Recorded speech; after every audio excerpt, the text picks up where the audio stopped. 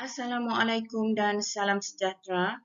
Bersama kembali dengan Cikgu Sabat dalam kelas Bahasa Melayu tahun 3. Pada hari ini kita masih mempelajari tema 5 iaitu tema kebudayaan, kesenian dan estetika unit 15. Indahnya seni dan budaya kita. Kemahiran yang akan kita pelajari pada hari ini ialah kemahiran tata bahasa dengan DSKP 5.3.1 iaitu memahami dan membina ayat mengikut konteks dalam kurungan Roman 2 ayat perintah. Tajuk petikan yang akan kita pelajari pada hari ini ialah Kampung Budaya Mari-Mari. Teks tersebut terdapat pada halaman 17 buku teks Bahasa Melayu Jilid 2 Kamu. Objektif pelajaran. Pada akhir sesi pengajaran dan pembelajaran ini, murid-murid dapat memahami dan membina ayat perintah mengikut konteks. Kriteria kejayaan. Murid-murid dikategorikan berjaya jika kamu dapat: pertama, mengenal pasti 4 jenis ayat perintah. Murid-murid juga dikategorikan berjaya jika kamu dapat: kedua, membina ayat perintah dengan kata perintah yang sesuai. Apakah yang dimaksudkan dengan ayat perintah? Ayat perintah ialah ayat yang digunakan atau diucapkan untuk menimbulkan sesuatu tujuan atau tindakan. Ayat perintah terbahagi kepada 4 jenis, iaitu yang pertama, ayat suruhan, yang kedua, ayat larangan, yang ketiga, ayat silaan, dan yang keempat, ayat permintaan. Ayat suruhan. Ayat suruhan bertujuan untuk memberikan arahan kepada seseorang. Kata ganti nama orang kedua atau subjek digugurkan. Untuk tujuan penegasan predikat, subjek atau kata ganti nama diri orang kedua juga boleh dikekalkan. Ayat suruhan juga boleh disertai dengan partikel lah untuk melembutkan suruhan. Penggunaan kata kerja transitif atau berimbuhan awalan men selalunya digugurkan dalam ayat suruhan. Penggunaan kata kerja tidak transitif pula atau berimbuhan awalan ber dikekalkan dalam ayat suruhan. Berikut dipaparkan beberapa contoh ayat suruhan. Pertama, ayat suruhan dengan subjek. Ayat 1. Kamu siapkan tugasan ini sekarang. Ayat 2. Engkau tunggu di sini. Ayat 3. Awak susun buku itu. Dalam ketiga-tiga ayat di atas terdapat penggunaan subjek. Subjek-subjek tersebut merupakan kata ganti nama diri orang yang kedua. Subjek-subjek tersebut telah cikgu warnakan dengan warna hitam. Mari kita lihat contoh yang seterusnya. Ayat suruhan dengan subjek digugurkan. Ayat 1, siapkan tugasan ini sekarang. Ayat 2, tunggu di sini. Ayat 3, susun buku itu. Ayat-ayat yang tersenarai merupakan ayat-ayat yang sama seperti mana di atas. Cuma cikgu telah menggugurkan penggunaan kata ganti nama diri orang yang kedua, kamu, dalam ayat yang pertama Kemudian, cikgu juga menggugurkan penggunaan kata ganti nama diri orang yang kedua, engkau, dalam ayat yang kedua, dan akhir sekali cikgu juga turut menggugurkan penggunaan kata ganti nama diri orang yang kedua dalam ayat yang ketiga, iaitu awak. Jadi, kesimpulannya, contoh bagi ayat yang kedua tersebut, subjeknya telah pun digugurkan. Mari kita lihat slide cikgu yang seterusnya. Berikut dipaparkan beberapa contoh ayat suruhan dengan penggunaan partikel lah tanpa subjek. Ayat 1. Siapkanlah tugasan ini sekarang. Ayat 2. Tunggulah di sini. Ayat 3, susunlah buku itu. Dalam ketiga-tiga ayat yang telah dinyatakan tadi, terdapat penggunaan partikel lah. Penggunaan partikel lah ini telah melembutkan nada dan intonasi ayat suruhan agar tidak menyinggung perasaan orang yang mendengarnya. Berbanding dengan ayat suruhan tanpa penggunaan partikel lah, nada dan intonasinya lebih tegas, kadangkala agak kasar dan boleh menyinggung perasaan orang yang mendengar. Contohnya, siapkan tugasan ini sekarang. Tunggu di sini. Susun buku itu. Baik. Berikut pula merupakan contoh ayat suruhan dengan pengekalan subjek dan penggunaan partikel lah. Ayat 1, kamu siapkanlah tugasan ini sekarang. Ayat 2, engkau tunggulah di sini. Ayat 3, awak susunlah buku itu. Jika kamu perhatikan penggunaan subjek atau pengekalan subjek dan penggunaan kata ganti nama diri orang yang kedua dalam setiap ayat suruhan yang tertera telah menegaskan predikat. Maksudnya memberi penekanan terhadap predikat ayat tersebut sehingga menggesa orang yang mendengar ayat suruhan tersebut agar mengambil tindakan segera.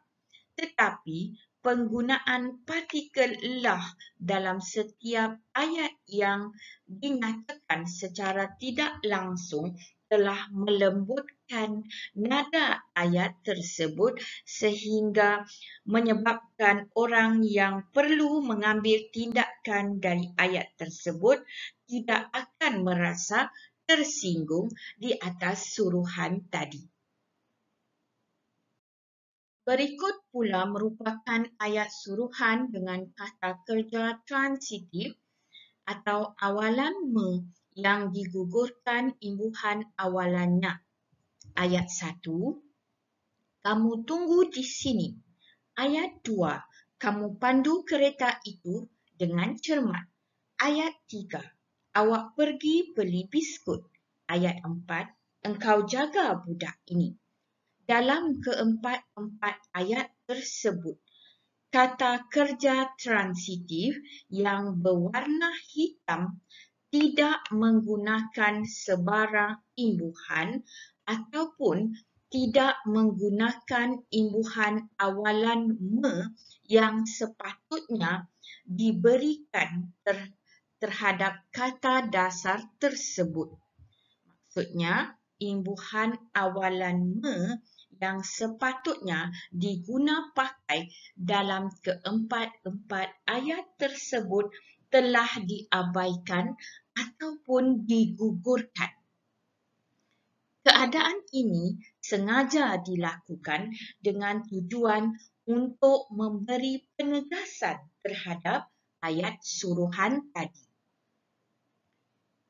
Baik, berikut pula merupakan ayat suruhan yang menggunakan kata kerja tidak transitif ataupun yang mempunyai imbuhan awalan ber dan imbuhan awalan ber tersebut dikekalkan penggunaannya. Contoh ayat 1, berhati-hatilah ketika melintas jalan. Ayat 2, berusahalah bersungguh-sungguh agar berjaya di masa depan. Contoh 3, bertenanglah di situ. Dalam ketiga-tiga ayat yang tersenarai, penggunaan imbuhan ber dikekalkan dalam kata kerja tidak transitif. Mari kita lanjutkan dengan ayat perintah yang kedua, iaitu ayat larangan. Ayat larangan bertujuan untuk menegah seseorang daripada melakukan sesuatu perkara. Untuk tujuan larangan ini, perkataan jangan dan usah sering digunakan. Ayat larangan juga boleh disertai dengan partikel lah bertujuan melembutkan larangan. Ayat larangan boleh juga dilembutkan dengan penggunaan kata harap yang diletakkan pada bahagian hadapan kata larangan. Berikut merupakan beberapa contoh ayat larangan. Ayat 1, jangan ambil barang milik orang lain. Ayat 2, jangan keluar dari kelas tanpa kebenaran guru. Ayat 3, usah bersedih. Ayat 4, usah bimbang. Semua masalah dapat diselesaikan. Berikut pula merupakan ayat larangan dengan partikel lah. Janganlah ambil barang orang lain. Ayat kedua, janganlah keluar dari kelas tanpa kebenaran guru. Ayat 3, usahlah bersedih. Ayat 4, usahlah bimbang. Semua masalah dapat diselesaikan. Penggunaan partikel lah dalam ayat larangan tersebut telah melembutkan unsur ayat larangan tadi. Baik, mari kita lihat slide cikgu yang berikutnya.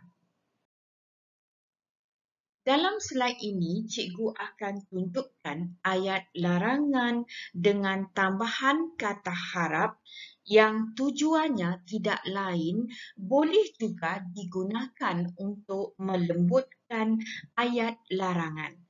Contohnya dalam ayat yang pertama, harap jangan ambil barang orang lain.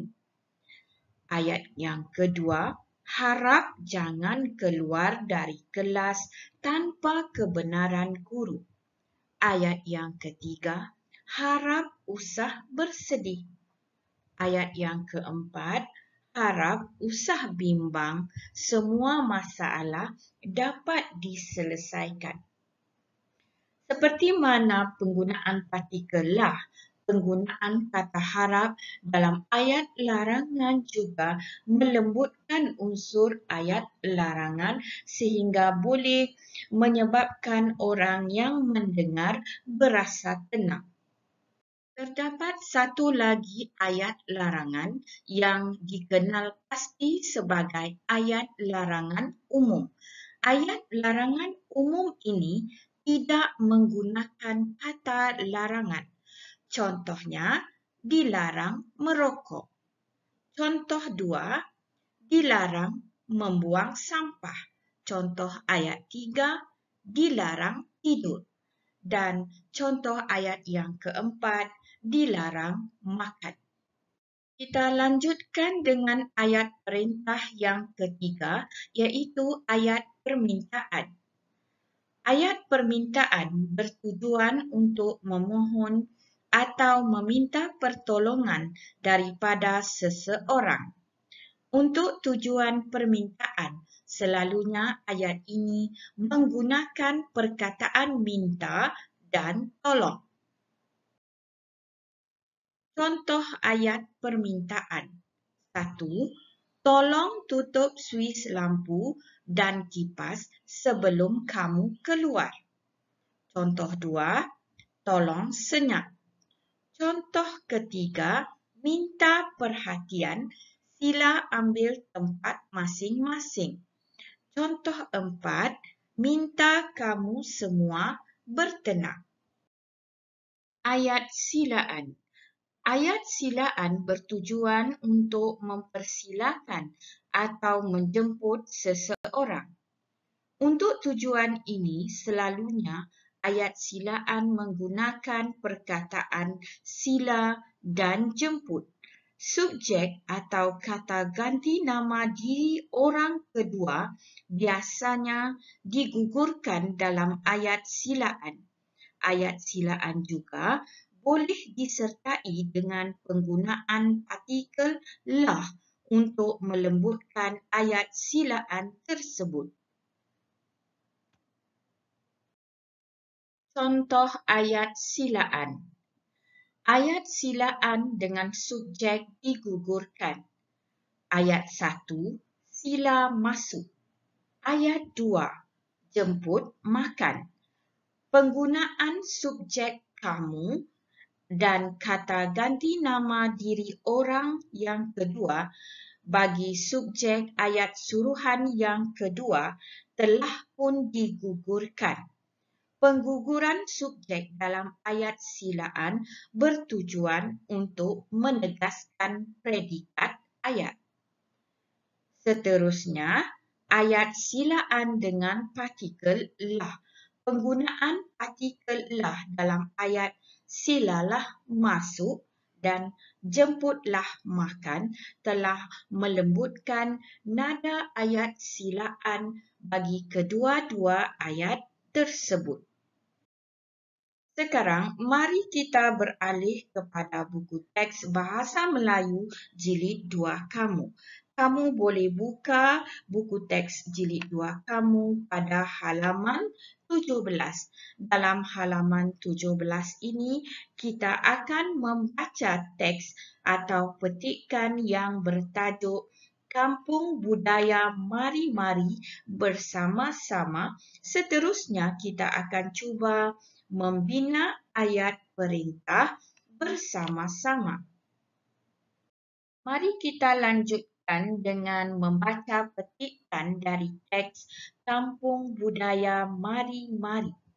Hanif dan Nabila telah mewakili sekolah dalam lawatan ke Sabah. Pada hari kedua lawatan, mereka ke Kampung Budaya Mari-Mari di Inanam, Sabah. Berikut cikgu paparkan beberapa gambaran yang terdapat di Kampung Budaya Mari-Mari yang terdapat di Inanam, Sabah ini. Jika kamu berpeluang melawat Kampung Budaya Mari-Mari ini, kamu akan dapat melihat kebudayaan dan kehidupan 5 etnik utama yang terdapat di negeri Sabah. Mari kita teruskan. Minta perhatian semua. Di sini kita akan melihat kehidupan dan budaya 5 etnik di Sabah, iaitu Kadazan Dusun, Rungus, Lundaye, Bajau dan Murut. Baik, cikgu, jawab murid-murid. Seterusnya, baiklah murid-murid, sila beratur sebelum masuk ke dalam. Tunjukkanlah kelakuan yang baik sepanjang lawatan ini. Usah sentuh barangan yang dipamerkan. Dalam dialog ini terdapat penggunaan ayat perintah dan ayat perintah tersebut telah ditulis dengan warna yang berbeza-beza, iaitu yang pertama, ayat permintaan ditulis dengan menggunakan warna ungu. Kemudian terdapat juga ayat silaan yang ditulis dengan menggunakan warna merah. Begitu juga terdapat ayat yang ditulis dengan warna hijau, iaitu ayat suruhan. Tunjukkanlah kelakuan yang baik sepanjang lawatan ini. Dan akhir sekali terdapat ayat larangan, iaitu usah sentuh barangan yang dipamerkan yang ditulis dengan menggunakan dakwat yang berwarna biru. Mari kita lanjutkan. Mari kita ikuti perbualan di antara Hanif dan Nabila. Hanif, apakah lagi peraturan lain semasa berada di sini? Jangan tempat kosong, buanglah sampah di dalam tempat yang disediakan. Noktah, tolong, tempat kosong. Baik, dalam dialog Hanif, terdapat ayat perintah yang tidak lengkap. Dan ayat perintah tersebut telah dituliskan dengan warna yang berlainan, menandakan terdapatnya ayat larangan untuk yang berwarna biru, kemudian ayat suruhan yang berwarna hijau, dan akhir sekali ayat permintaan yang ditulis dengan warna ungu. Setiap ayat perintah ini perlu merujuk di antara satu sama lain bagi melengkapkannya. Bagi ayat perintah larangan, jika kamu hendak melengkapkan ayat ini, kamu perlulah merujuk kepada ayat suruhan berikut. Buanglah sampah di dalam tong sampah. Jadi, ayat larangan yang pertama harus berpandukan kepada ayat suruhan yang dikemukakan oleh Hanif. Seterusnya, sambungan ayat permintaan perlulah merujuk kepada ayat penyataan yang diujarkan oleh Nabila. Dialog Nabila, baiklah, saya akan beritahu kawan-kawan tentang peraturan itu. Beritahu kawan-kawan tentang peraturan itu amatlah perlu untuk melengkapkan ayat permintaan yang diujarkan oleh Hanif ini. Seterusnya, baiklah, mari kita masuk ke dalam rumah itu. Dan dialog Hanif, jemput tempat kosong. Hanif perlu melengkapkan dialognya dengan mengikuti perbualan yang dikemukakan oleh Nabila. Begitulah caranya bagaimana kamu dapat membantu Hanif melengkapkan atau membina ayat perintah. Kamu harus merujuk kepada ayat penyataan yang dikemukakan sebelumnya ataupun selepasnya untuk melengkapkan ayat-ayat perintah yang dikemukakan. Sekarang, mari kita lihat tugasan yang perlu kamu selesaikan untuk sesi ini. Kamu boleh lihat tugasan tersebut pada halaman 21 buku aktiviti jilid 2 kamu. Dalam halaman ini, kamu dikehendaki membina ayat perintah berdasarkan kepada respon yang telah pun diberikan. Mari kita lihat ayat perintah yang pertama. Kamu perlu membina ayat permintaan dan merespon terhadap penyataan yang diberikan di bawah ini. Jadi, kamu perlu membina ayat perintah yang menggunakan kata permintaan berupa tolong ataupun minta. Seterusnya, kamu perlu mengikuti kata permintaan tersebut dengan menggunakan predikat ataupun kata kerja yang berupa merebus pulut hitam. Untuk tujuan membina ayat permintaan, kamu perlu menggugurkan penggunaan imbuhan me dalam ayat perintah ataupun ayat permintaan di atas. Misalnya, tolong rebus pulut hitam atau minta rebus pulut hitam. Kamu boleh pilih mana-mana salah satu yang bersesuaian pada tanggapan kamu. Kita lanjutkan dengan ayat yang seterusnya. Berikut pula, kamu dikehendaki membina ayat suruhan berdasarkan kepada respon yang diberikan. Respon yang diberikan berupa, "Ya, Ibu, saya akan memasukkan daun pandan."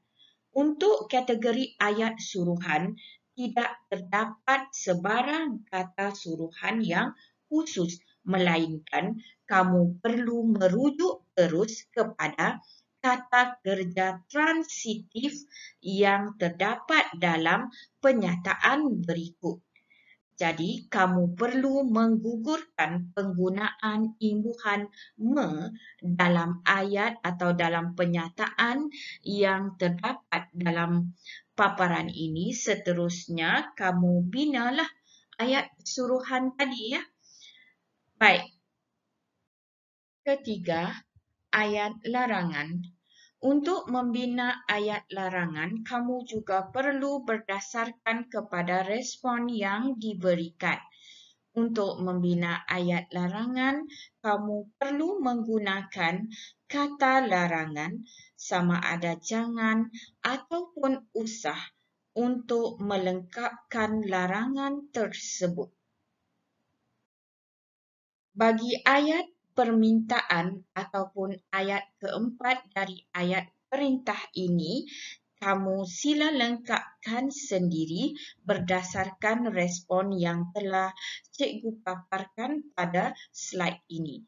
Begitu juga dengan ayat suruhan, iaitu ayat perintah yang terakhir yang terdapat dalam buku aktiviti kamu juga harus berdasarkan kepada respon yang telah dikemukakan. Baik.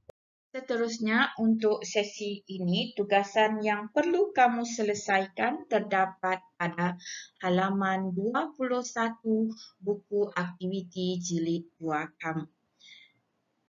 Untuk sesi ini, sekian dulu sehingga kita bersua lagi. Assalamualaikum warahmatullahi wabarakatuh.